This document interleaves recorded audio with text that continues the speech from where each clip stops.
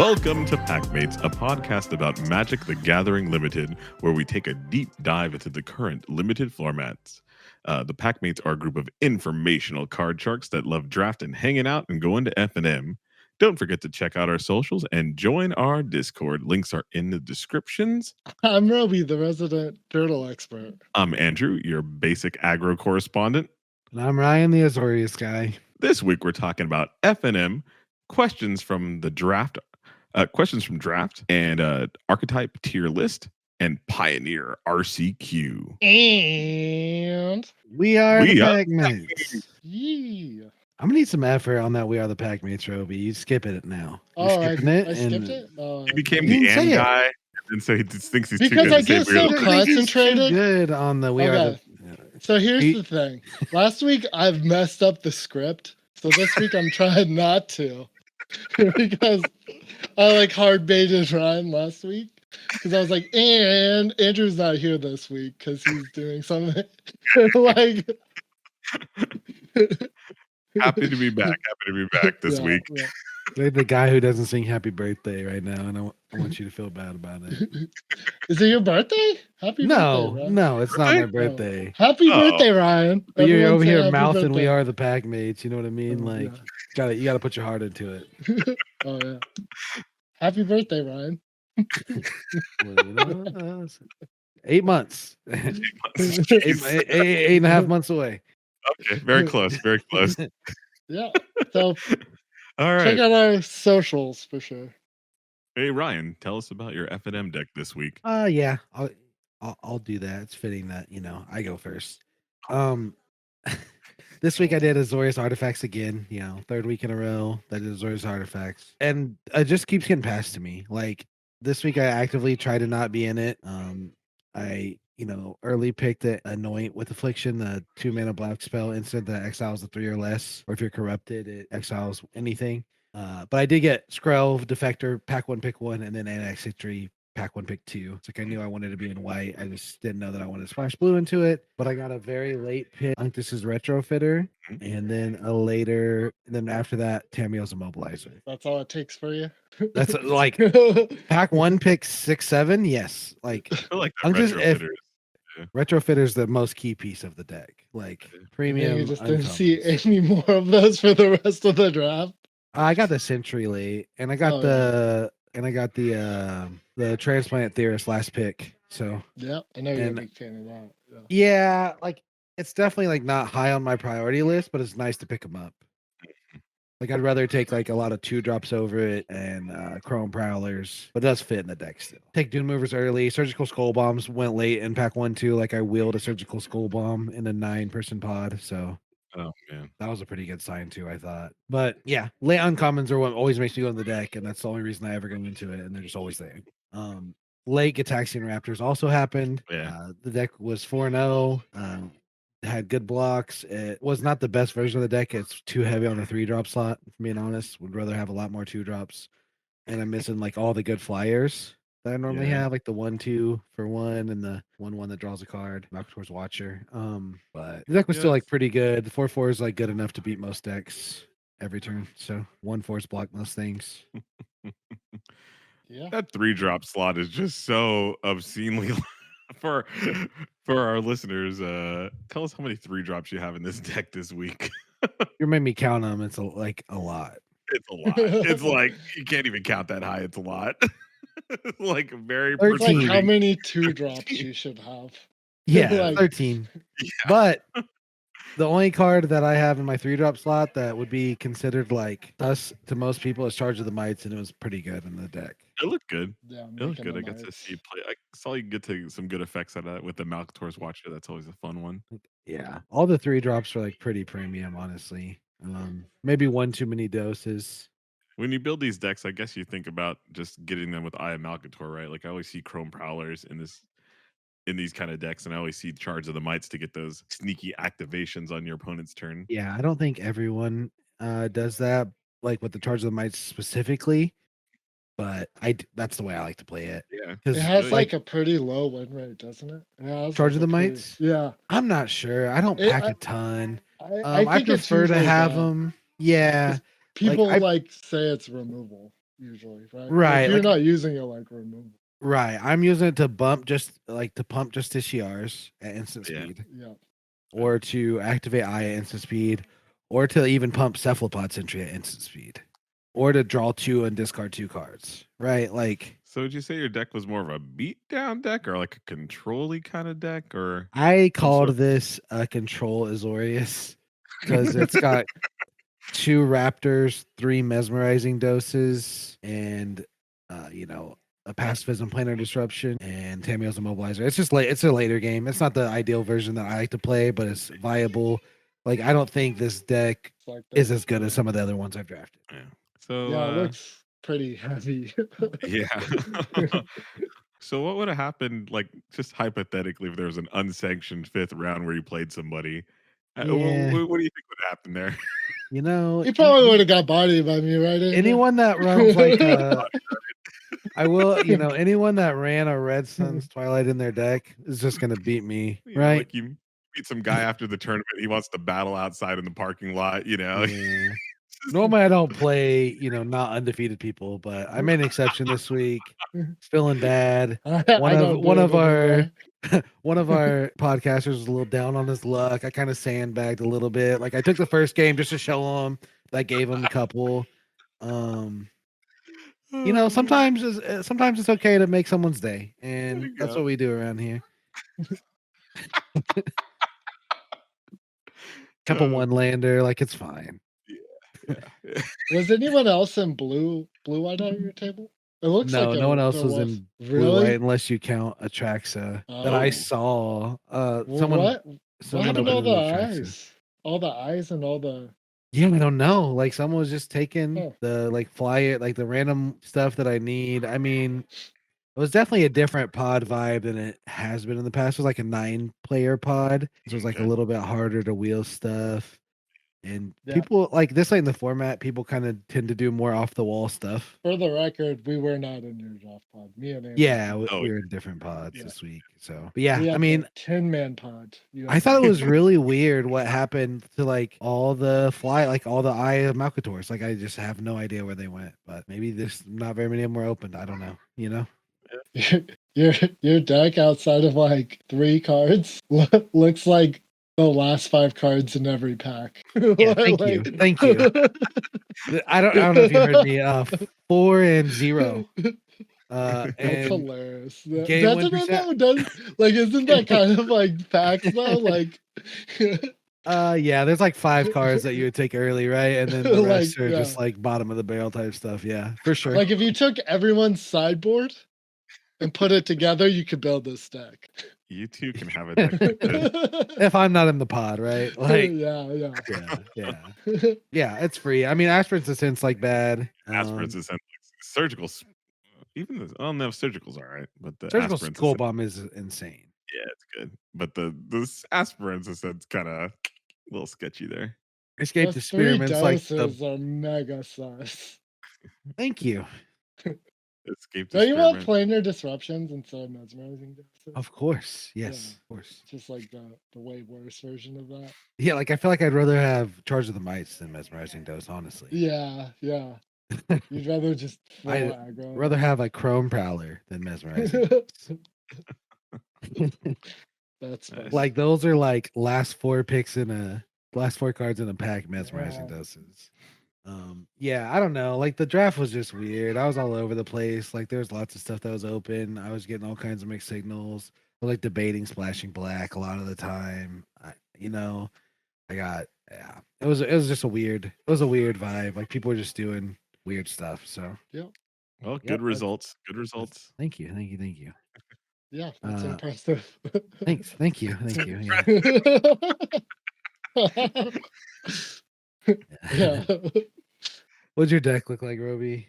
I played Gruul and it was boring, but yeah, like I think my deck turned out very, very, very good, but just kind of boring to play. And what made me go into Gruul was in pack 2, I opened a Thrun. So my first pick was Elishnorn, like just because it was like the strongest card in the pack, Mhm. and just happened to be like $30 too. So I first picked Elishnorn. Then I second picked a Venerated Rot Priest. Then I was kind of like going into green white, but it like dried up super fast. And not Ryan, Andrew was on my left. So I was passing to him in pack one. And there was like no white cards, even for me. And it turns out that the person on my right and left were both in red white for some reason. Which it just like it was kind of weird. So in pack two, I ended up just getting something red made me switch. I think it was Hex Gold Slashes. And then I just started picking up red cards and ended up in red green. And yeah, it was pretty good. My record, I ended up going 3-0-1. I just grew at the end because I had other places to be. But yeah, like it was pretty good. How did my deck win games? I had Thrun. So basically, that's how I win games usually. Like if you ever get them out, it's just like you just went from like maybe winning to the game to like you just like lock it down pretty hard. Like he's so hard to deal with. He's 5 mana, double green. You can't counter him, and you can't target him with spells or abilities that aren't green, come from green sources. And he's indestructible during your turn. And he has trample, and he's a 5/5. So he's just like a big, dumb, unkillable threat on the board that just swings in every turn. I have pump spells, and it's just that usually just closes out games. And then I also had the Churning Reservoir, which is the 1 mana artifact that puts an oil counter on something every turn. And if you remove an oil counter from a permanent that turn, you can pay 2 and make a 1/1 Phyrexian Goblin, which is a like low-key a combo with Incubation Sac, which is the other 1 mana green artifact that makes it so like you can pay 4 and remove an oil counter. It comes in with 3, and you get to make a 3/3. So you just like can infinitely make 3/3s, and once you get to 6 mana, you can infinitely make Chimney Ravels. So like a 3/3 and a 1/1, and just like grinds people out of the games. Yeah. But yeah. Or I also just had like the backup plan of just like Rustvine Cultivator into Chimney Rabble. So yeah, it seemed like I hit a sweet spot that I haven't hit before when I've played Gruul, where I just had like I felt like this was the best version of Gruul I've had. Okay. Yep. And notable rares, Thun, Massacre, which Ryan was telling me has a bad win rate, and I didn't know that. It seemed good in my deck, but dealt with a lot of stuff. Yeah, who would have guessed 5/5s for 5/5s with first strike First and protects strike. from multicolor that are colorless? He says it has bad stats, but Yeah, I mean it has like for like a rare, like its stats like worse. You know what I mean? Like it's not like a premium rare. It's got worse Yeah, stats in Hex Gold Slash. it's not like Churning Reservoir with the stats terrible, but like it's bad. Yeah. For my deck's biggest weakness, I legit thought about it. I don't know. I don't think there is one. I had like so many ways to shore up different matchups. Like it just felt like I was the most well-rounded Gruul deck I've had so far, where I wasn't necessarily afraid of any certain thing. I always had like a backup plan or some other way to win the game. And yeah, it just seemed very strong. My sickest interaction this week, I was playing Gruul, so I just automatically think that none of my interactions were sick. But I did have one opponent kill my Thrun, and that was sick of them taking out the big dog. I still ended up winning the Titanic game. growth. No, they fought spell. I'm never blocking with Thrun. Are you kidding me, Ryan? No. I mean, you might have to sometimes, right? Yeah, you gotta. No. It's gonna happen. Nah. Yeah, like if you have to, but no. He used the fight spell on a 4/5 on the furnace shredder. Nice, Killed got it. him. Yeah. He was like, I don't even care if I win. like I killed your Thrun.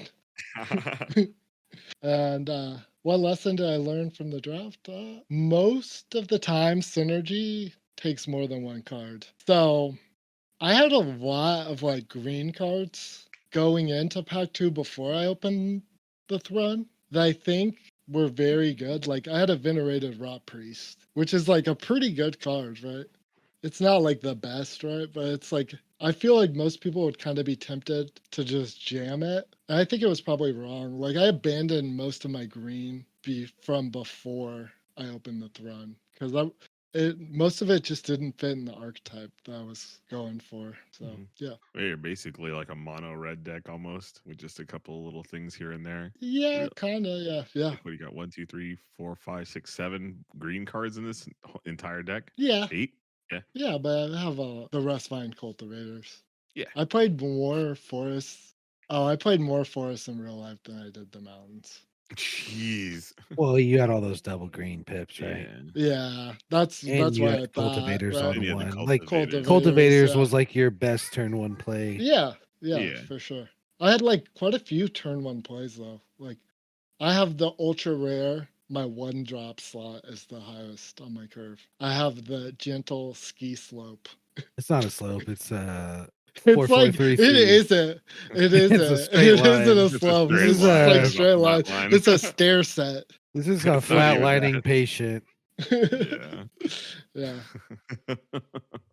Yeah. I had a lot of interaction though. It felt good. Yep. That's all Yeah. I got. I just am gonna come on the record as saying churning reservoir is bad, and I'll defend that to the day I die. It wasn't though. But it is though. It's kind of bad. So it's bad if you're planning on just making a bunch of 1/1s with it. It's not good enough if all Oh. it does is put an oil on every turn. Like if it puts oil on something relevant every turn, it's still not Yeah. good. There were like plays though where like I just like had turning reservoir on 1 or 2, and I was just like spreading out oil counters. Then Ichor Plate Golem just comes down. It's just like a lord for all my creatures, and just alpha strikes. Like there's just like weird little interactions with that. Like the incubation sac thing is disgusting. Yeah, I mean I understand that. Like I see the Ichor Plate Golem synergy Yeah. with it, but like it's a very fragile synergy. Like you swing with all of your guys that are now buffed 1, and then Ichor Plate Golem is removed at instant speed, and then you're blown out, right? Okay, but what if Like I it's just a like fragile synergy. yeah, but that's not like the only reason why it's in my deck, right? Like what's the other reasons what's in the your other deck? Axiom Engraver You're one of Axiom Engraver. or my one of Furnace Strider. Okay, Right? so you have like I guess like your Rustvine cultivators, sure. Yeah, Rustvine Yeah. Cultivator too, for sure. Like being able to keep your Rustvine Cultivators up or swing with them, you know? Like I had games where Rustvine Cultivator becomes a 2/3. It's kind of a realistic thing that can attack, right? Oh yeah, 2/3s can attack. Yeah. For sure. Yeah. Yeah. So like I had games where like I literally just went with like Rustvine Cultivator. like unironically. My opponent was slower, but like still like turning reservoir okay. It's okay. That's my yep. Tomato tomato. I think it's Yeah, bad. yeah. It's duress. It's basically duress. I think It's the like I duress think of it's this like deck. bottom 20 cards even in this deck where you're like talking about it. Like I don't think so. there's maybe 3 cards in your deck that I are have it at top 10. in this deck. Okay, I don't want to fight about it. I don't. I really don't. It just like enables a lot of like late grinding that this normally red green decks just don't like. You can usually gas them out where you like kill their 2 furnace traders and like a chimney rabble, and then like there's nothing else in their deck that can hurt you. And it just felt like I was able to just go so much longer than I normally could in like a red green deck. If I needed to, I could just like infinitely trade. Like it felt a lot different. Yeah. Infinitely trade or infinitely chump? I feel like it's chumping. I was trading a lot. With You one saw ones? when I played against with I mean too, like also you can infinitely chump, right? You can Yeah. infinitely chump, but then if you ever get your incubation sack out, then you like really are making 3/3s every turn. Yeah, that's Or good. like Yeah, if you ever can have go your wide. incubation sack early and you just like use all the counters on it to make your 3/3s, when you top deck a churning reservoir, you're like, oh man, yeah, this is good now. You have turn your it back on. incubation sack early and you're on turn 4 on making 3/3s. you're losing, right? Like No, turn 1 you yeah. did I don't know nothing. about that. Turn 4 you made a 3-3. Turn 5 you made a 3-3. Turn 6 you made a 3-3. That's not like a winning strategy to a game. I think that's No, a but like if way you to just play prolong a the game strategy, though. yeah, you can go late with one incubation sack's pretty good, right? Yeah, it can go pretty late. Sure, but yeah. Like if I just don't have the best draw on my deck, I have like a second best draw on my deck, right? Like I have like a second best turn 1 play, right? Hey, Like I have all sorts of turn 1 plays. sure, you have lots of turn 1 plays. They're all relevant later too, right? Except maybe Rust Vine Cultivator kind of sucks later, but Yeah. all the other ones are good late game, right? Yep. All right. Like I mean, What yeah. What other questions do we got? Okay. Do you have any more questions, Andrew? I don't know. I mean, the skull bombs and things kind of looked a little sus, but I mean, you're going to be able to defend those with the with just the oil stuff there that you did have. Some of the slider Yeah. kind of synergies you had. I mean, Thrun just looks completely unbeatable when you have it on the table. It's just like, yeah. I mean, just I saw a lot of games actually when you were playing that just your opponents had to pick it up and read it, and just like, so Yeah. I can't interact with this at all. Yeah. Oh, I That have a was death toucher. It doesn't matter. Thrun yeah, will kill it yeah, because it's indestructible on my turn. Like, yeah. That's how I kind of saw most of the games going when you had that out there. yeah, It's like, oh, okay, it's got the Thrun and good game. So yeah, That's a question I had. Was 2 hex gold slashes and a volt charge like good enough removal? Like yeah, any yeah. like could you be the archfiend of the dross or Um, like a decent bomb? I mean, like you do have like other like I would like race soft it at that removal, point, right? right? Yeah, Like you I have have like shrapnel other ones. singer and canker bloom and like Is Archfiend of the Dross an artifact? Or? no, but I'm saying like Okay. hex gold slash and volt charge aren't literally your only removal, but it's like your only like hard removal, right? Yeah, yeah. You have stuff that can take care of other things. Like, Archfiend of the depending on Dross, like I'd have to like change up my game plan. I still think I could have beat one though. Like, like there are ways to deal with it, right? Like I yeah, could, like not the best ways, right? Like they aren't super realistic, Mm. but there are I definitely ways to either try and race it or kill it with master course, like your yeah, only is master your other core. way. yeah, Like that's not the only example, right? Like I'm just Yeah. like you just said no weaknesses. Not that always blows my mind a little bit. yeah, But that's like much. I just think like a big bomb would be hard for you to deal with. That's all. Like Archfiend of the Dross is like an example. Like it's obviously one of the best cards in the set. Like most decks can't beat it, right? Like Yeah. most Yeah. decks just can't beat Archfiend of the Dross. And like I'm like mildly soft to the White Sun's Twilight too, right? yeah, Mildly. or like Elish Norn or Well, like I still have like ways to rebuild boards with like Turning Reservoir, right? any of But the indestructible Uh, dudes or yeah. well, Twen's like only indestructible on my turn. Yeah. the Wanderer if he just pumps out 2/2s. This Like deck Yeah. looks very, very soft to flyers. I'll tell you that much right now. I had 2 uh spiders and 2 carnivorous canopy. Doesn't that kill flyers too? Yeah, Carnivorous think so. canopy does, yeah. yeah. Yeah. So The I other had guy's 2 all of right. those in He the just kind of sideboard staves it off. But Yeah. yeah, that I Yeah. like never your main deck sided look. in. Yeah. But Like I yeah, feel like so main board wise, that would probably be one of the more weaknesses of this, or something that yeah, went for sure. wider than you Like a actually. big dumb flyer. Or Yeah. yeah, Yeah. like Nissa, Blue Sun, like Yeah. you know what I mean? Like there's lots of rares. Like Yeah, of course. yeah, but I mean that's true for a lot of decks. So Yeah. I guess it's kind of pointless to bring it up. Yeah. Mm. Like your deck's soft to bad rares, Oh right? my deck's soft Like, my deck's definitely more vulnerable than yours. Like I'm not saying that's not, but yeah, like yeah, I you're can gonna kill lose to stuff that like has more big than dumb 3 rares. toughness. That's all I'm saying. I can deal with stuff that has more than 3 toughness. But yeah, I can usually trade though, or like double block pretty Sure. well. Yeah, yeah. Like I was pretty good at double blocking in this deck, and I also had like a couple pump spells. You know, Yeah.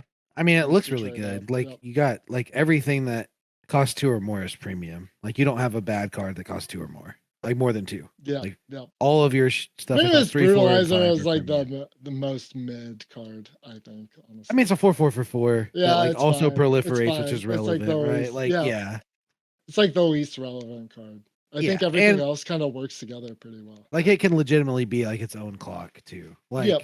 its Yep. own win clock. I had the 5 mana 4/4 haste guy. I just decided not to play him. Yeah. But He was like the weakest of my 5 drops. So, yep. So tell us about your deck, Andrew. Yeah, so this week we were in a 10-man pod, and I went 3-0-1, so I had a tie in the last round. Yeah, just kind of giving out ties there. No, it was like an intentional draw. It was with Roby, and Yeah. yeah, and so I went just straight up Boros this week. Not the cool Boros everybody's thinking about with the equipments and the 4 Mirrodin. This was just Poison. yeah, this was actually like a weird poison aggro deck. I mean, just flat out just curving out. Like my 2-drop slot was pretty stacked. I did have a little bit higher on the curve later on there. Yeah, I got a little bit more 4s and 5s. So the first time I think it's the first time I may have played 17 land in this format, by the way, because I had Yeah, so many. So I was like, wow, that's it funny. actually felt wrong, by the way, but I needed it. It was necessary. But this draft kind of didn't take shape until pack 2, actually. In pack 1, I opened what's the 6/6 flyer that Archfiend has of the oil. Dross. Archfiend of the Dross. Yeah, okay, good. We were talking about that earlier. For those who didn't know what Archfiend of the Dross is, it's a 6/6 flyer with oil counters. It comes in with 3 oil counters on it, and you just get to swing away. And then when you remove the last one, if he'll die, and then you lose the game. Yeah, I had that on my first pack, first pick, and I just didn't see any black cards. Like there wasn't enough quality black cards there, so I was taking just a little bit of everything, and I noticed that there was just 0 white cards coming my way, and so I said, all right. In pack 2, I'm just gonna hard commit to white and cut it on the way going the other way, and then so that'll be my like secondary, maybe main color, because I knew I'd get first pick on that. And yeah, that's exactly what I did. I hard committed in pack 2, and I was able to make a white deck that was splashing more red. Cut me The out deck, of white. I was in white at that point too. yeah. I won by most of. I mean, my 2-drop slots were pretty good. I had a lot of 3-1s for 2, some first strikers or double striker actually with the Jawbone Duelist. And if that plan didn't work, I'd actually just go wide with Basilica Shepherd. It's a 3/3 flyer for 5, double white and 3 that makes 2 1/1 mites with toxic. And so I'd actually just kind of flood the board between the Basilica Shepherds and the indoctrination attendant to bounce them back and reset them. I'd just make this really big board and just toxic somebody out in 2 turns, just suiciding these guys in. And so they were pretty good. Or with the random plated onslaught, just giving them +2, +1, and just winning the game that way. Like full on just going wide. That was pretty good. I liked the Blade Ambassador. I had played it early on in the format, but he is super vulnerable. Like when he's almost feels like a 3-drop sometimes because everybody's has enough like 1-drop removal to get rid of this guy. He's the 3/1 that comes in with an oil counter. You can play 1 to remove the oil counter, and it gets indestructible until the end of turn. And so quite often I would play him on turn 2, and someone would just Hex Gold slash him like right in front of me. It felt not good, but it also felt good to pull out the Hex Gold slash. But that was a little tough. Some of the biggest weaknesses of the deck I found were just X4s. Just anything with a 4 toughness was just so hard to beat through. I had all these 3/1s and things like that, but it was very tough to get over that hump. Some of the funnest stuff was with that indoctrination attendant, just bouncing like 4. I had 1 4 Mirrodin card with the Volshock Splitter. It's a 1 red, 3 colorless, and then gives your guy +2/+0, and then you get to have that 4 Mirrodin token on it. So I was resetting it, just making more 2/2 rebels with it, and that was kind of fun. Some of the other things, sometimes just no synergy, but a good curve and just an aggressive front can just get there.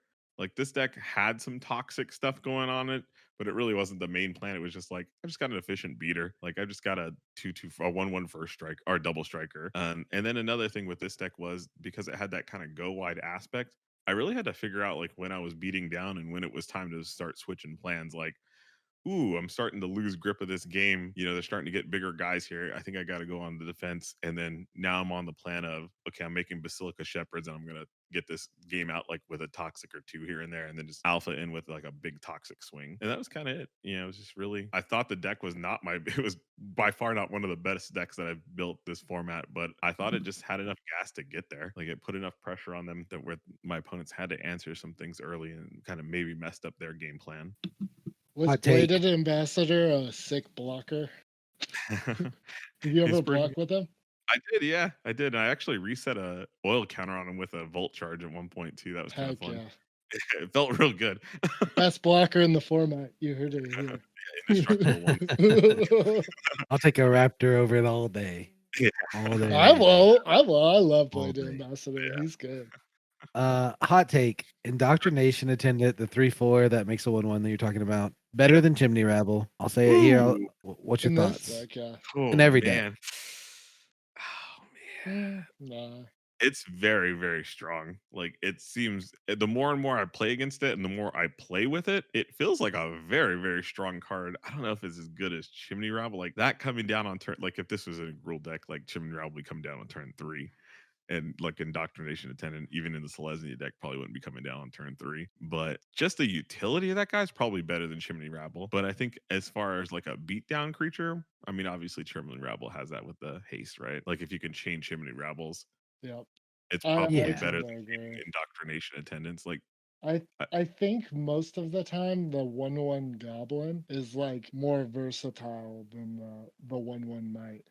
oh yeah, Sure. oh It's yeah, basically comes down to like what's more important, a 3/4 or a 3/3, right? Yeah. Like, because if the goblin beats the might, so does the toughness matter more? mhm, yeah. To me, I think the toughness matters more in a lot of decks. Maybe not in just the straight up Gruul deck, but obviously you can't play Indoctrination Attendant in the straight up Gruul deck. Yeah. No, I'm very high on Attendant, is all I'm trying to say. I think he's very good. I think the indoctrination tends very strong, and I think it's more of just like a surgical kind of tool too, like resetting, like even just a 4 Mirrodin card, or even resetting a Chimney Rabble. I did that one turn. I did it. I was like, okay, I'm pulling up the Chimney Rabble after the turn. I just played another one just to get a 1/1. I mean, the guy's just good value, and he's Yeah. just sits there on the board. If he ever This deck blinks like a mesmerizing dose, it's insane, right? Yeah, it's Yeah. pretty good. I thought one of the better ones was actually bouncing back the ossification. If you can hit it like a token with it, you just like get another reset on your. It's like, oh, nice 3/3.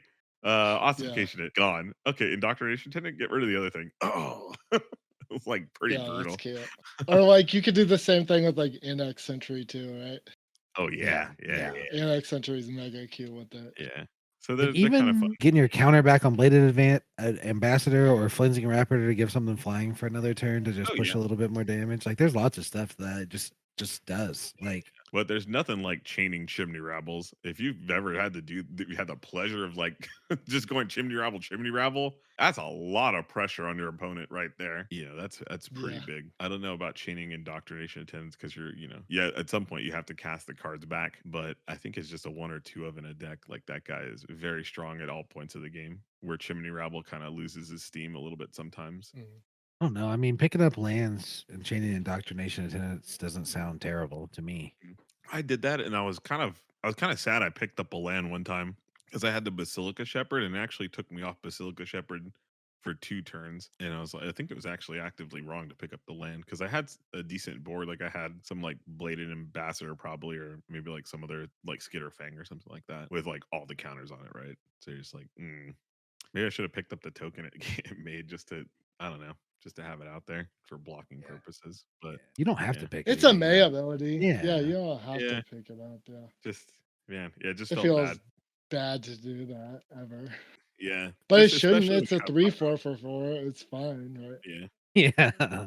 It just felt Like especially bad when I had a 5 drop in my hand. I was like you want full value on that guy, right? Like every time you just want to greet it out. But yeah. Did you was notice black the really so contested that you like weren't in the black deck? Because this kind of looks like half a black deck. Yeah. Black Well, white that's deck. exactly what had happened because I had taken all those black cards early on. Um I I just didn't see It any looks of the like you removal. got baited by removal. Yeah, Like I didn't that's see what it like looked like to me. yeah, I mean, well, I don't want to play like I don't want to play a black white deck that doesn't have any kind of removal in it at all. Like Oh, they're you not have as good. Archfiend, right? What? Yeah, I had Archfiend Archfiend, at the and I draft? just decided not to play it. I know it's a savage Yeah, card, but that's it just wasn't worth it. Like I didn't have any of the I'm trying to think of the card. What's it? One black, one colorless, and it exiles a 3 or less, and then if you have corrupted, then it just exiles the card in general. annoying with affliction? yeah. Yeah. Annoyed with affliction, yeah. Like I didn't see any of those. I didn't see the gaze. I didn't see. Oh gosh, like just a plethora of things, and so there Yeah, just but I wasn't. think the black white deck like doesn't necessarily 100% of the time always need those. I think like if you were able to just get like a couple more corrupted payoffs, like you really could have like even like the Vampire Nighthawk would have been pretty good in this deck, right? It could have I been. I don't don't know. Yeah. know. It's think close. Like, I guess I didn't talk about my all-star in this deck for those listening there. I had a Red Sun's Twilight in this deck. Like main board, no lulls, it was there. And I felt like it was actually pretty good. Like I was able to destroy two things. Even if you go like a 2-for-1 on this card, then if you can ever get like the 3 or 5 and above, like man, that card is just gas. Everybody's playing some sort of artifact in their deck, and so it's never really completely dead. And if you ever go up against a white blue deck, it's just that's punch out yeah, right there. body him. Yeah, it's just that's a free win. Yeah. I meant to ask you this too. I forgot to bring it up in mind because I also had an Atraxas Skitterfang. Was that like an all-star for you? Yeah, it's just good. I mean, there's a lot of decision trees on that card, though. I didn't Yeah. think it was good. I thought it was always just going to be flying, get over, you know?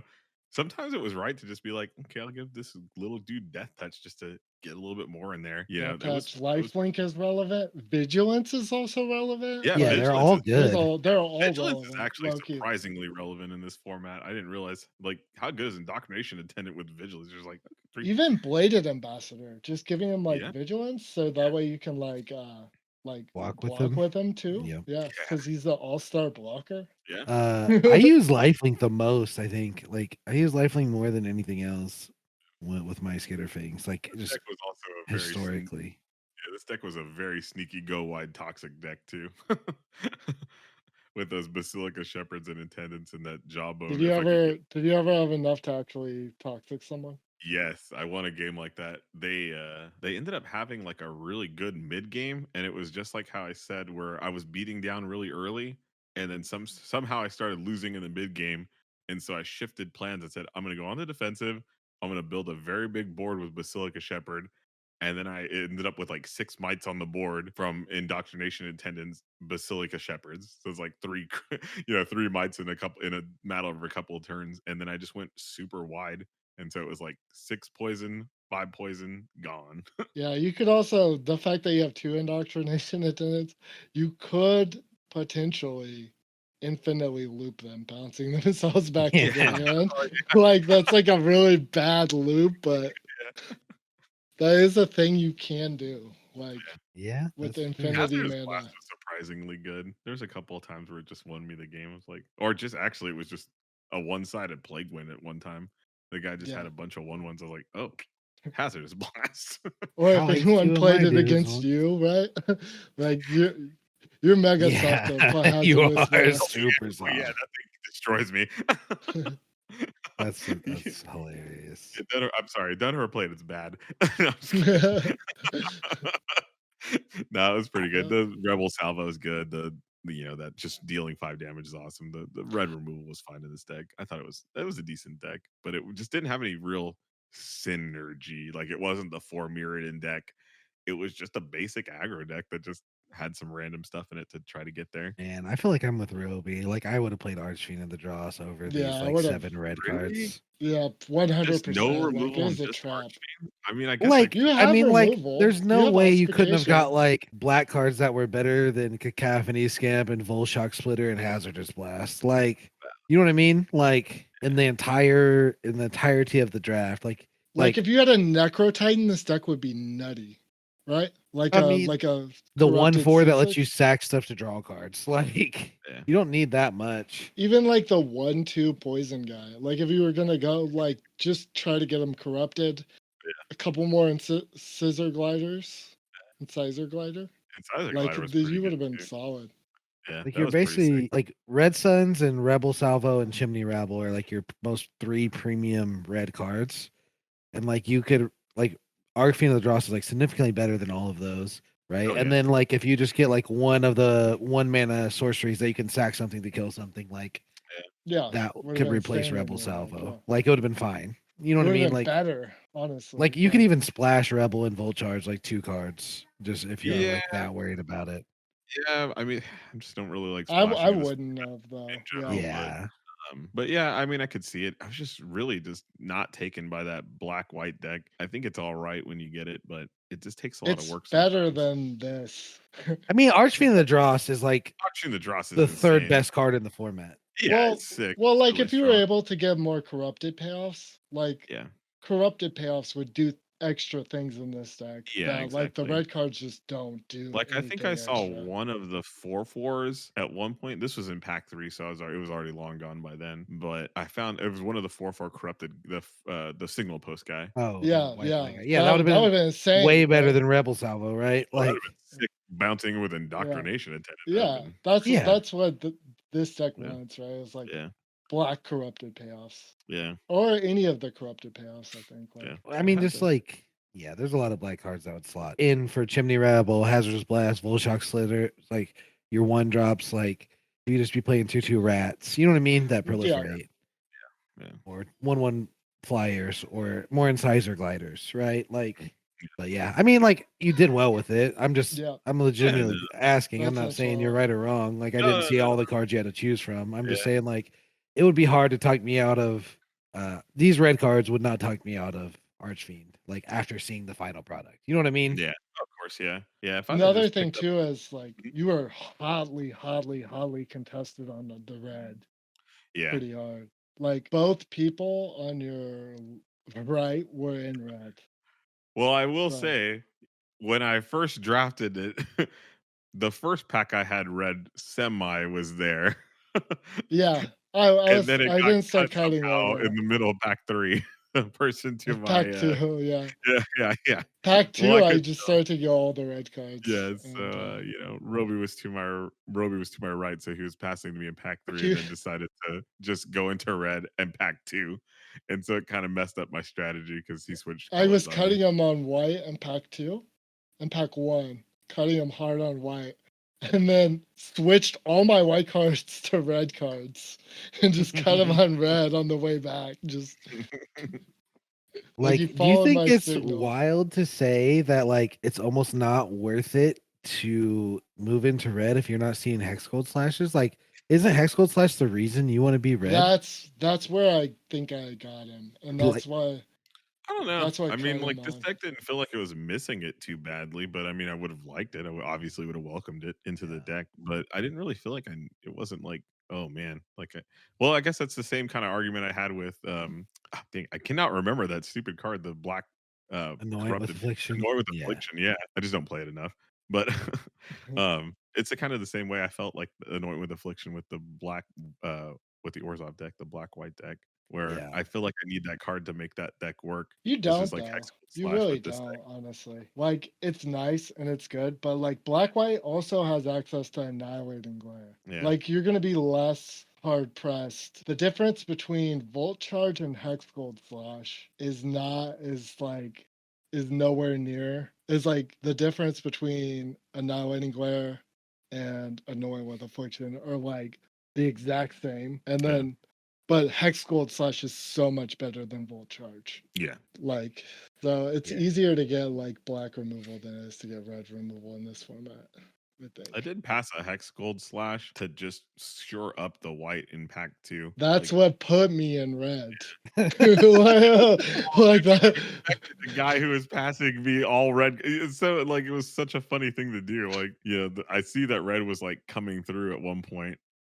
And it was just You like, cut my white, and my white was cut. So I was getting cut from white both sides. I just So don't I know was how just like, oh, a Hex Gold Slash, I'll go into this. If you guys have Like never had the pleasure of baiting someone into something pack one, letting them cut it for you completely, and then you're just reaping the reaping rewards all in the pack benefits of 3, it. it's fantastic. It's yeah, literally one of the best feelings you can get in drafts. Like you pass them like, a premium uncommon because you take a rare, and then there's like 2 premium uncommons, you like give them the other one. They just move into a different color, let them do their work, and then pack 3 you just are just Bill Gates profit, right? Like I could just say, meanwhile, in the other pod, Rebel Salvo's going like 8th pick. yeah, It's hard to that do. was weird. It's so hard to do that on purpose, just for everyone listening. Yeah, Like it you is. like It is. it doesn't actually work that Yeah, well. It it's takes very like it takes like a very certain like packs that you get in luck, right? Like you have to have It's packs that not have like usually intentional. yeah, Yeah, it's but it still usually just feels like you just get fantastic. yeah, you just still feel like you're way smarter. yeah. But like it wasn't like I intentionally did that. I just like I saw a Hex Gold Slash and was like, okay, all Yeah. right. If Andrew's not been red, I guess Who am I? Yeah. And then you thought back to pack 1, you're like, wait, I'm pretty sure Andrew has to be playing red, right? Like, He wasn't in red in pack 1, were you? I had some Oh red. yeah, yeah. that's I was funny. black, red, and a little bit of white. Just whatever, a couple white cards that were pretty decent, but that was about it. I'd be willing to bet Andrew got the Rebel Salvo and the Volt Charge in pack 1. True or I think I false? got That the sounds Volt. about right. Yeah, I think I got the Volt Charge, and then I got the Salvo in pack 2. It was very late though. Okay. It was a late Salvo because the 2 red guys now weren't there. Yeah. They're on your And it right was a 10 now. man Yeah. pod, so I had there were some seats that were yeah, there's a Yeah. lot of seats. Mine was weird because like I didn't see any hex code slashes or red removal until pack 3. And then like I saw it like super late. Like enough to where like I almost took 2 hex code slashes and a rebel salvo and just splashed. It was crazy.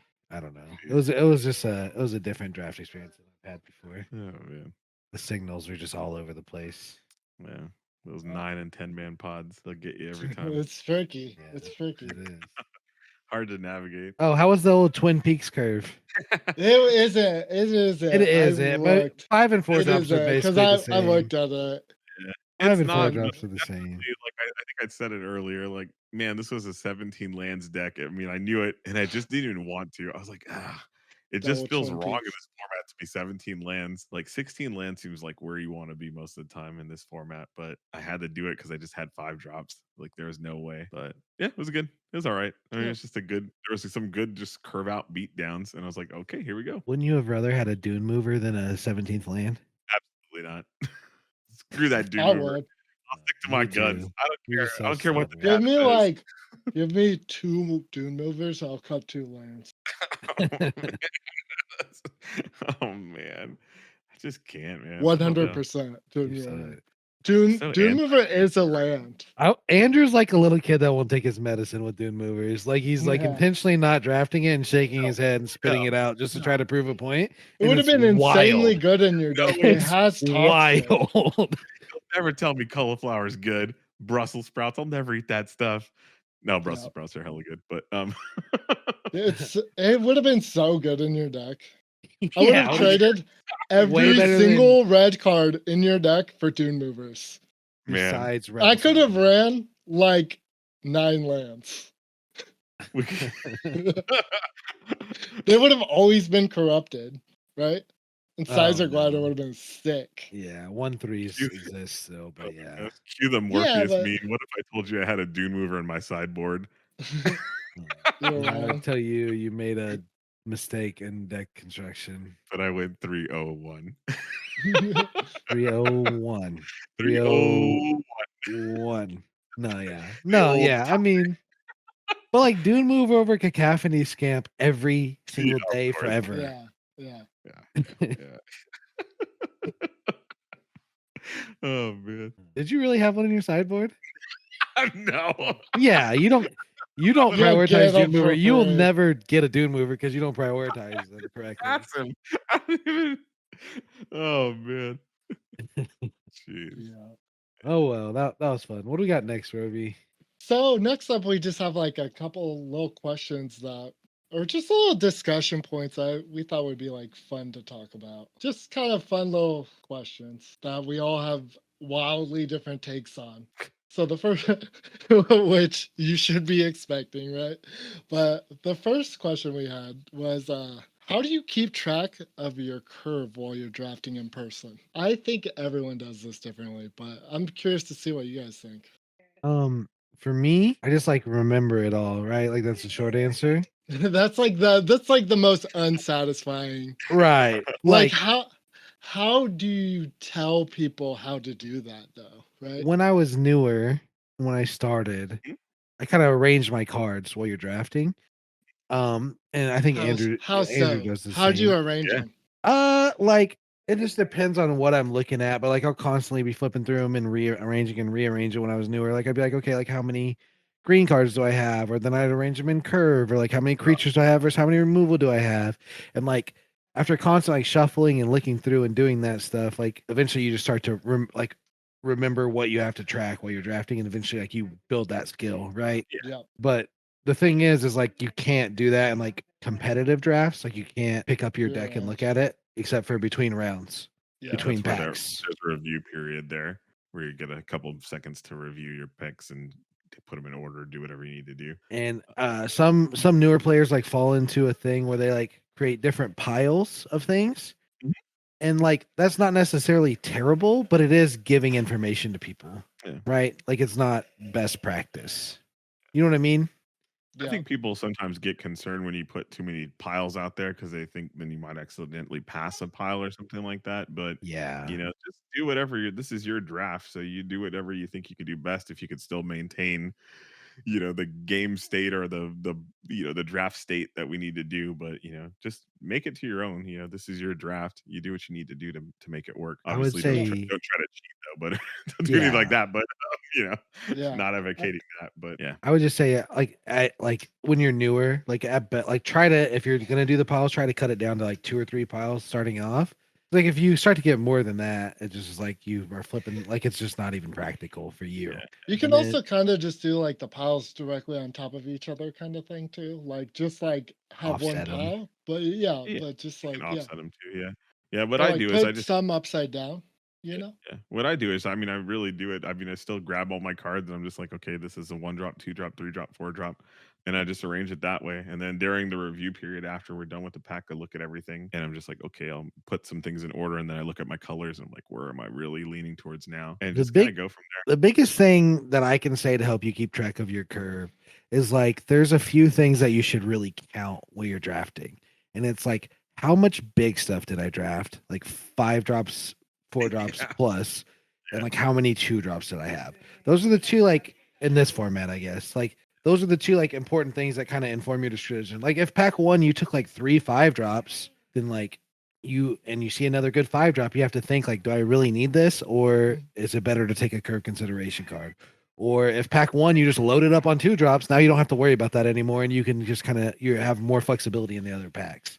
Like that's like the easiest way to like simplify it early, I think. Yeah, how my brain works whenever it comes to this is like it's definitely kind of like a checklist kind of thing where like I know that I need this thing for this reason, right? So like whether that be like removal, 2 drops or anything, I'm kind of just like I'll take a card, check it off my mental checklist. It's like my brain literally works like Arena, right? Like where because I've just drafted so much on Arena and like so much in real life that it's kind of like the same in my brain, whether I'm drafting in person or on paper and on Arena, right? Yeah. But Yeah. I definitely like understand like coming from like Arena to like paper is like way different, right? Mhm. And it used to be the same for like MTGO people used to have problems with that too. Like in Pro Tour stuff, I would say like personally when I was newer, and what I still do this to this day sometimes, Mhm. is my biggest thing is like early on curve is like an intermediate skill, right? Curve's not like a super beginner level skill. It's like an intermediate skill. A super like a beginning thing, if you're not winning games, it's because of there's a couple reasons that could be, but like the easiest way to like start the path of you winning games is to make sure you have enough of certain things.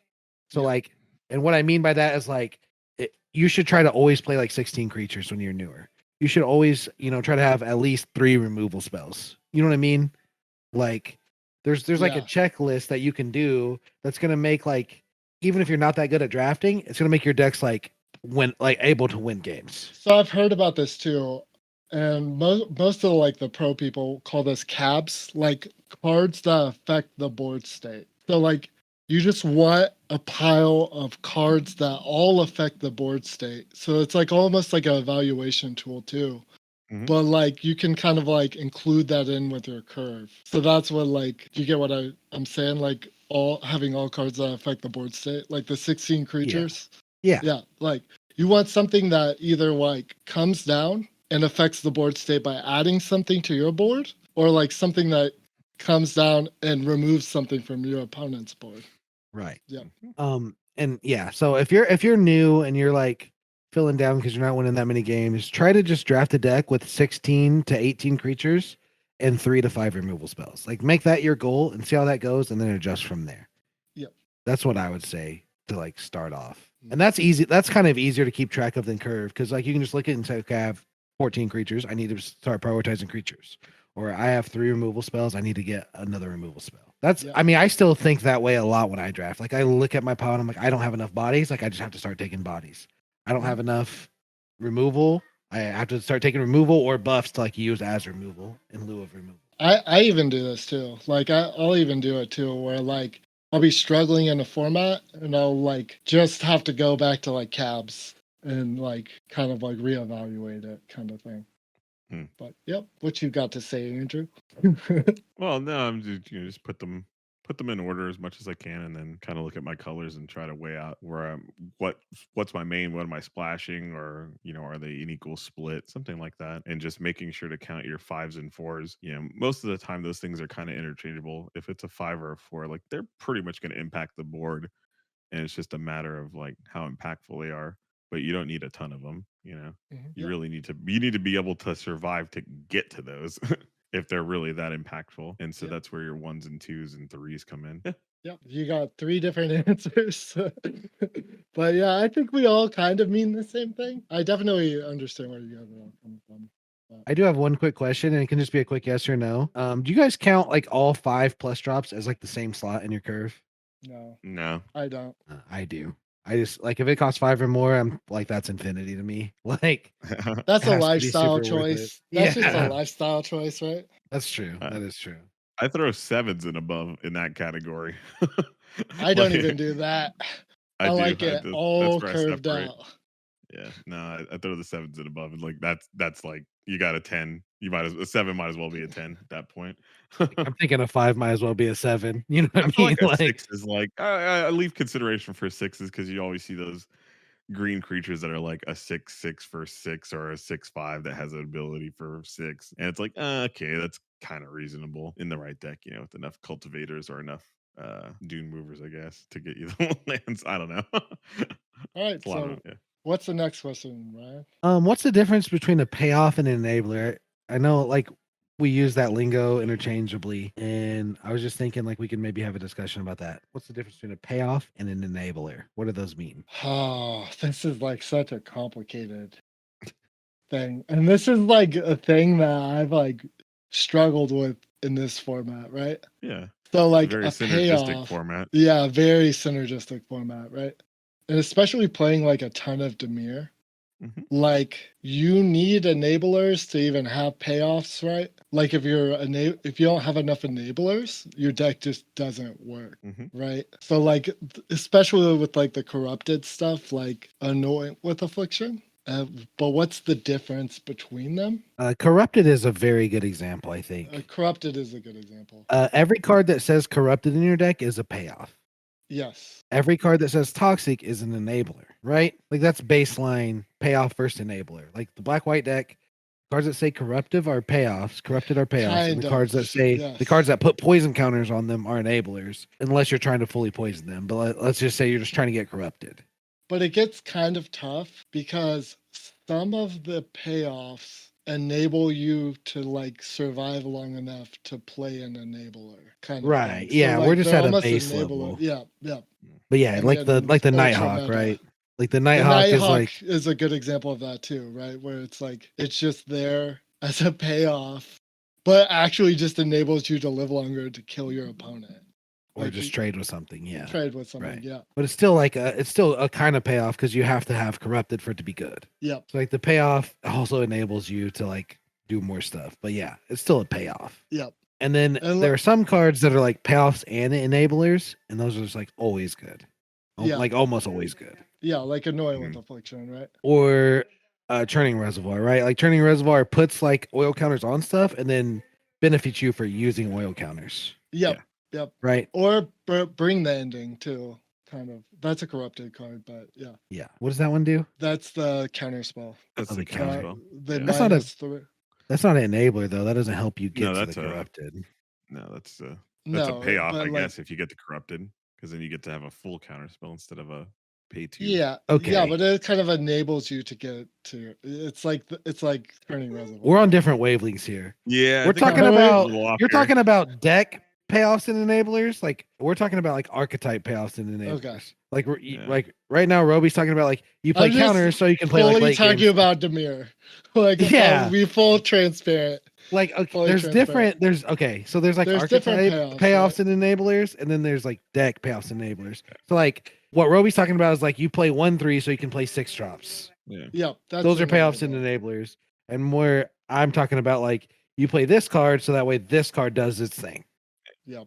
So like Rust Vine Cultivator is an enabler, and Chimney Rebel is a payoff for going to 4 mana on 3, right? Yeah, or Oil Gorger Troll because you get to draw a card. Yeah. Yeah. Yeah. Oil Gorger Troll is a better example. Yeah. Right? Like there was a deck I had a couple weeks ago that had nothing but payoffs. It had like the Oil Gorger Troll, Ichor Plate Golem. I had an All Will Be One. This was all like those are all cards that like worry about having oil counters.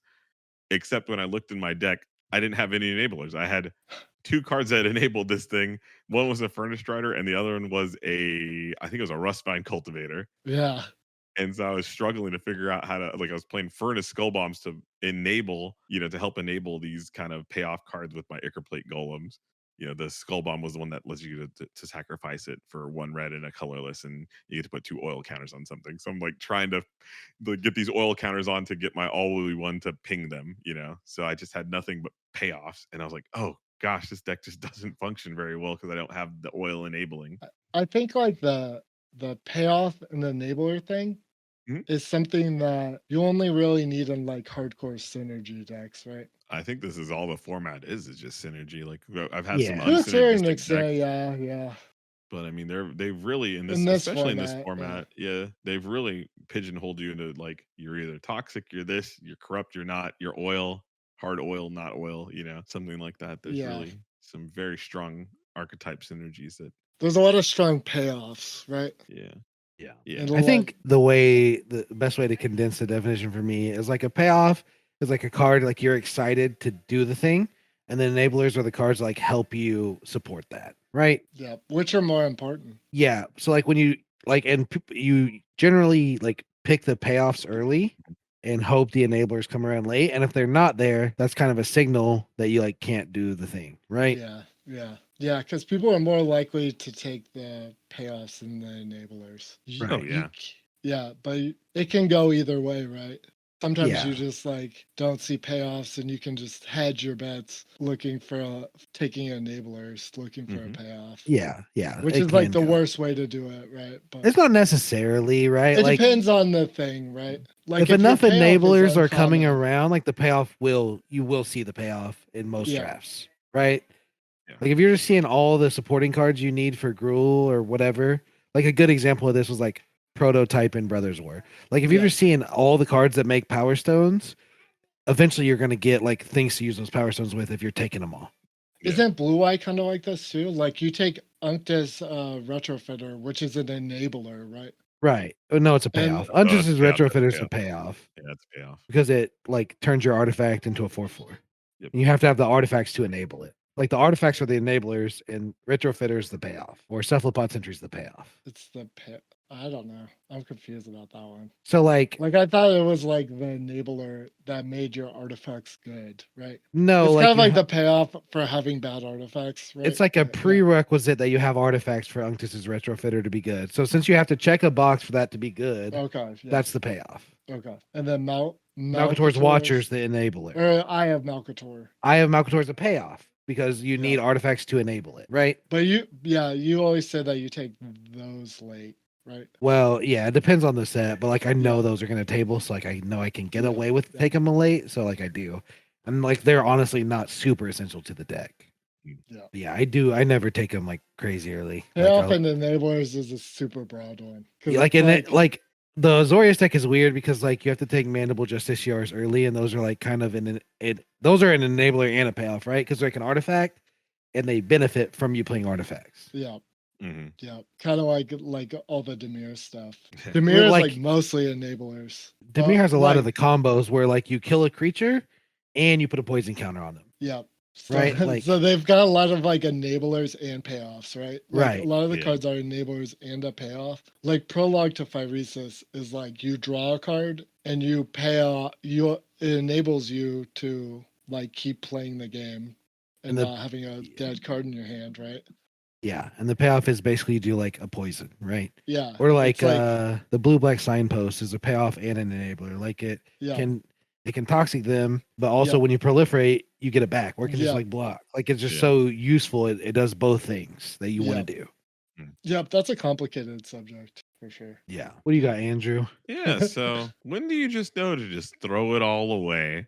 Like you're in the middle of a draft, not middle of the draft, probably like in the pack one, and you've been in this one color, and you're just saying this is not looking good. Like during your review period, you look at your cards, and you're just saying, I just have like a rainbow assortment of cards. What the heck do I do here? Or I'm looking at like 7 cards that just do nothing. Do you just throw it? When do you know when it's time to switch? When do you know just like pack it in? We're gonna just give it all we got on packs 2s and 3s. You know. When you open the throne. But But that's like a cop out answer, right? Because like you don't but it always know happens though, that you know. Thrawn's Sometimes you just got. get You don't sometimes you just get a always know bomb. that Thrawn is good though. Yeah. No, but Like you just sometimes you just get a bomb in. It's just like I opened a bomb in 2 in a color that I wasn't in, and now I'm gonna go cut in that color like pretty quick. For me, the simplest answer to this question, which is a very complex question. So Oh yeah. this is a simplest very answer to me is pick 6 or later. Mhm. You see a card that you value way higher than 6, right? Like Mhm. you see a card that you think this card shouldn't be there. And then you take that as like a chance to potentially get in that archetype. And then within the next 2 packs, it happens again. Right? Then you know, like you just do it. You just do it because the cards that you're going to get are going to be worth it. And like you have to run an analysis over like, are the cards I have better than if I switch to like this uncontested archetype? Because you have to feel like it's uncontested. Like if you get like a hex gold / pack 6 or pick 6 and then pick 8, like you know red is open. Like there's not even a question. You know what I mean? Mhm. Mhm. Or if you get Unctus's retrofitter pick 7 into a Tamiyo's immobilizer pick 8, like you know blue artifacts is open. Like it just is open. Yeah. So like then you have to say like, well, I already have Archie in the draw. So like, is it worth it for me to switch? And sometimes it's okay for the answer to be no, and you just let the next guy switch, right? Yeah. Oh yeah. But sometimes you say like, this is a good deck, and like if I'm the only one that's drafting it, it's gonna be very good. And that's how that's how I decide anyway. Yeah, I feel like I have a complicated answer to this too. Like I agree with you, Ryan. I agree with you. Okay. But one thing that I do that's probably different than both of you Mm. is like I will consider not switching colors at all and just keeping all the colors. Like I definitely will like consider just like splashing a lot and like definitely like have like ended up just like being in all the archetypes at once and have had reasonable success sometimes with doing that of just being 5 color piles. Yeah, in some formats that's more like viable It's than more others. viable. Yeah. Yeah. This is not Yeah. a very viable format for that. But yeah. Yeah, Yeah. But sometimes yeah. I agree just with- sometimes it's just like looking at the table like this week, you know, I looked at my cards and I said, I noticed that there weren't very many white cards going around. I think I'm ready to start saying that I'm going to splash white, and in pack 2, I'm going to have first dibs on all the white going around, because you got to assume that if I felt there was no white there, the guys to the side of me, probably to my left that I'm passing to, probably realized that there was no white there either. So there was probably in some other things, and then it actually just cascades even worse down there. So there was 3 white players probably like to my right. There's definitely like 1 and 2. Robi was in white, and then the person next to him was in white as well. Mhm. And I do believe actually that maybe the other person was The actually in person white on as the well. other side, yeah. Yeah, on the other in side white was too. also It white. was like 4 in a row. Yeah, and so like if there was just like I'm seeing 0 white cards in this draft, so now I'm thinking about it, I'm like, oh, I can switch into white a little bit on pack 2 because that's going to be wide open. Like Yeah. nobody's taking that stuff, and I'm going to get all the good stuff and just go from there. And so, you know, it was a 10-man table. So, like, take it with a grain of salt because you had another 2 extra players there who didn't get any white cards either. So, that's when I kind of knew it was like, okay, I can splash into that. And then just like looking at the power quality of my cards, you know, I think I could do better. You know, just looking at that, I was like, is this more impactful than this card? I don't think so. Okay. And just kind of go from there. And you got to really balance it. But it takes knowing the format too, and knowing Yeah. those Like cards and really getting your card evaluations up. it's easier. It's easy for us to say this stuff because Yeah. we've done this a million Yeah. times, right? And I will say it's easier now in this late. And we're almost to the twilight of this format, right? Like it's on the sunset now, and so we're almost ready to go to the next one. And so now we've lived with this set for was a month and a half now, something like that. And so we got a lot of drafts under the belt to just be like, I know that this like I've got a clear power ranking in my head of like this card is 100% better than this other card, Mhm. in a Yeah. vacuum, in a pool, and whatever in this deck that I'm building. Like this card is like the cog in the wheel that I need to have to make everything run. I gotta So, say, like, I'm way less likely to switch in pack 2 than you guys are. Like, if wow. I'm only pretty much delaying the decision to pack 2 if I'm really going between archetypes in pack 1. Yeah. Like, if I'm like taking a Zoria's card, then a Gold card, a Zoria's Yeah. card, then a Gruul card, then I might see what pack 2 looks like. But like, I think I'm more in Roby's camp in pack 2, where like I'll take like 3 very good cards to splash, Mhm. but not let it derail me, because I know pack 1 is more of an indicator of pack 3, right? Mhm. Yeah. So Kind of, right? Kind of. Yeah. Because Yeah. like all the signals that Andrew got in like the first pack changed completely in the third pack, right? well, but like, would that have happened if he had not taken the white cards and just passed those, though? You know what I mean? I don't know. Yeah, I yeah. really don't know. I He mean, did cause it, right? Like he Right. did Yeah, he actually caused yeah. it cause it. himself. Yeah, Yeah. Like I did it. I disrupted the whole flow of that. yeah. But I also knew to bail out of what I had because it was just wasn't. It didn't feel powerful to me. Like I felt Mm. like there was another. Hey, Roby, I heard you went to RCQ this weekend. How did that go? Yeah, I did go to RCQ. I did way better than I should have, for sure. Like, so basically, just to like backstory this just a little bit, somebody in our Discord, one of our friends, was just like, "Hey, I'm going to a Pioneer RCQ this weekend. Does anyone want to go?" And for some reason, I don't understand why, I thought, yeah, I should do that. Like, I don't have a Pioneer deck. I've literally never played Pioneer in paper in my entire life.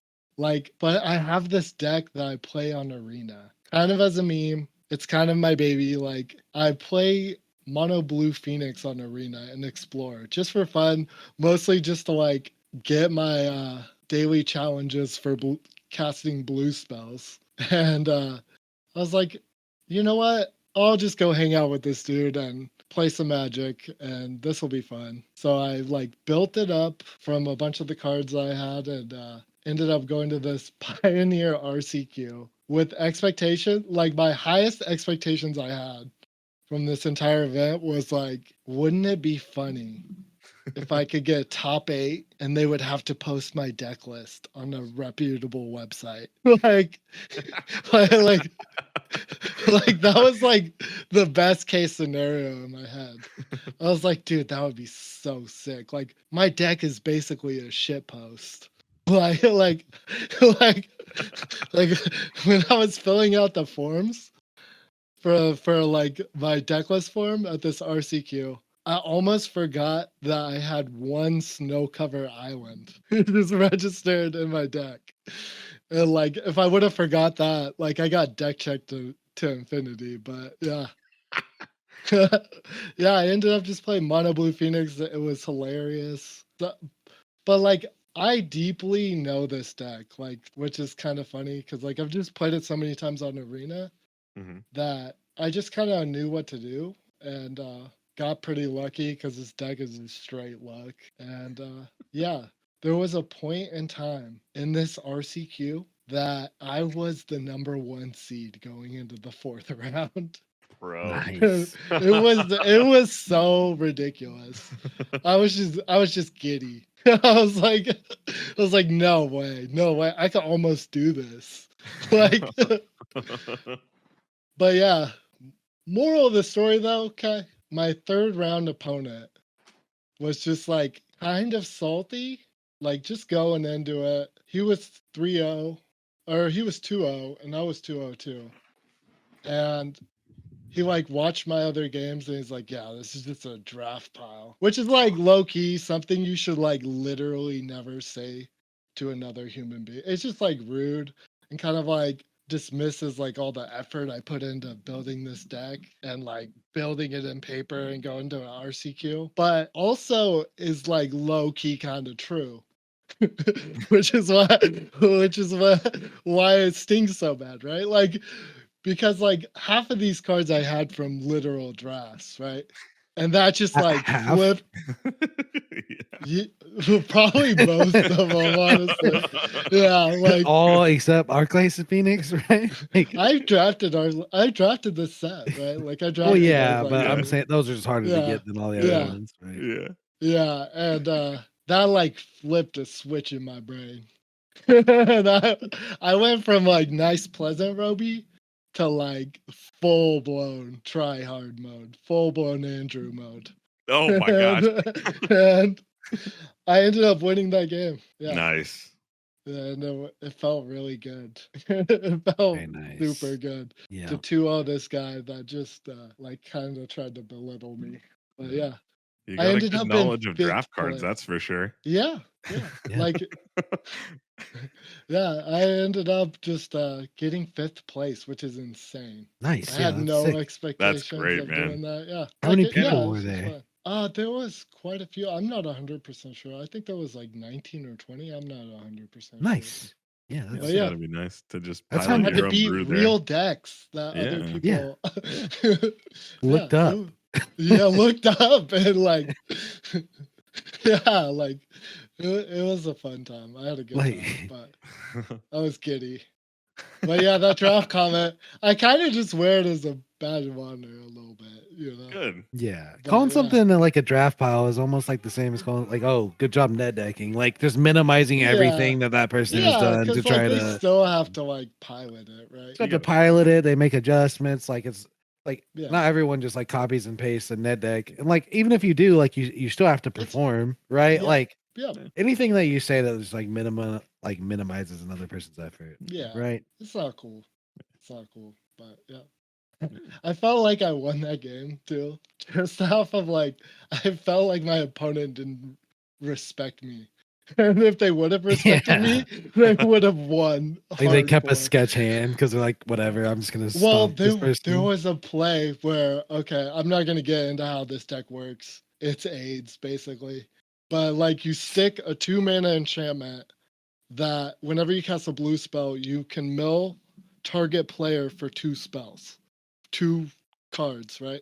So basically, the idea is you just like stick this 2-mana enchantment, and then you just go off, play a bunch of 1-mana spells, mill yourself into oblivion, and then you get back your Arclight Phoenixes. And this enchantment is like a super key piece of my deck. And I watch my opponent play something that found them a land. They were playing mono green. Something that found them a land. I saw them get the Boseiju that they needed to kill my enchantment and automatically blank my entire deck. I watched them put that to their hand and then tap out for something else rather than respect my enchantment. Not thinking that, and I was able to go off the next turn and win. Like, which it felt good. It was a good feeling. But yeah, it was fun to go Good to stuff, man. Pioneer. I don't know if I'll ever play Pioneer again, but it was fun for the one time. Yeah. Nice. So who's our alpha this week, guys? I think everybody's an alpha. Everybody's an alpha for playing limited because it's a lot of fun. Everybody's an alpha. There we go. You have rather had 3 6s and a 7 or 2 larger pods? Or 2 6s and a 7? I heard Or a someone 9 and a say 10? I like 10-man pods. I thrive in that environment, you know. Gosh. This is a terrible set to have that, but yeah. Like normally I like 10-man pods. Yeah. Even 11 something. They're fun every once in a while. This is good. 11s. Yeah, it's good to have Even one. I've even done the 12. That's 8, Ugh, but Yeah. Tabling is so much information and just make every Yeah. person above 8 makes it hard. Even you just don't table anything ever. Yeah.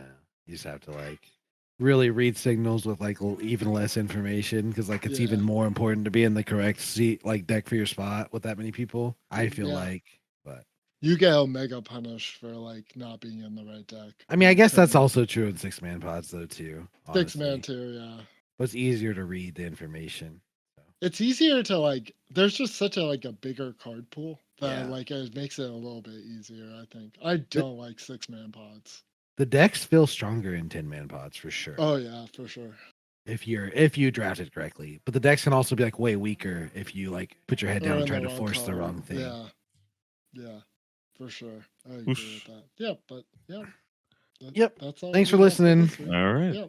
We'll catch you boys on the flippity flop. All right. Take it easy. Take it easy.